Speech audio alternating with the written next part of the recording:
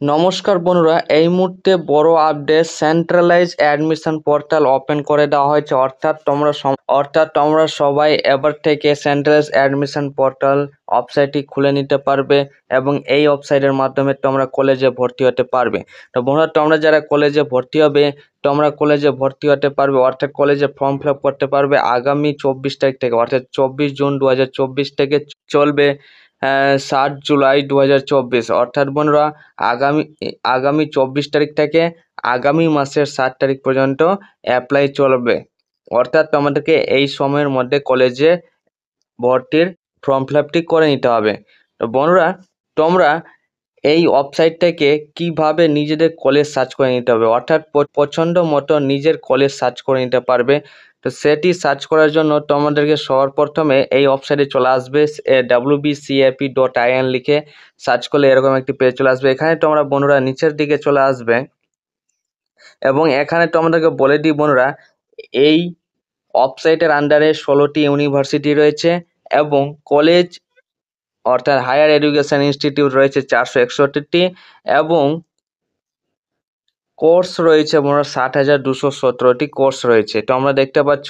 এবং তোমরা বলে দিই, তোমরা নিজেদের মতো করে কলেজ বেছে নিতে পারবে।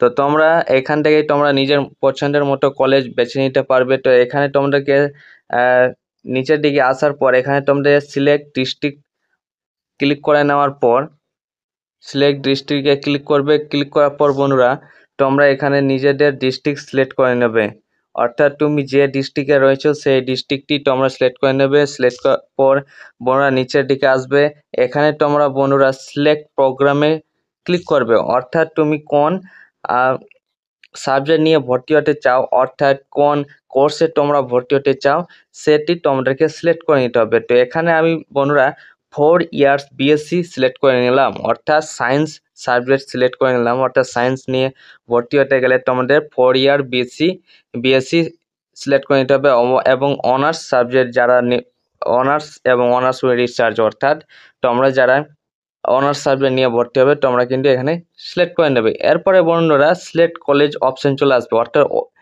এই ডিস্ট্রিক্টে যে সমস্ত কলেজ রয়েছে সমস্ত কলেজের নাম কিন্তু এখানে চলে আসবে।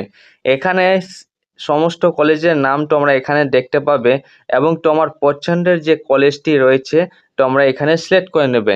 সিলেক্ট করার পর বন্ধুরা এখানে কিন্তু সার্চ অপশানে ক্লিক করবে। সার্চ অপশানে ক্লিক করার পর দেখবে সেই কলেজের কিন্তু ওয়েবসাইট চলে আসবে।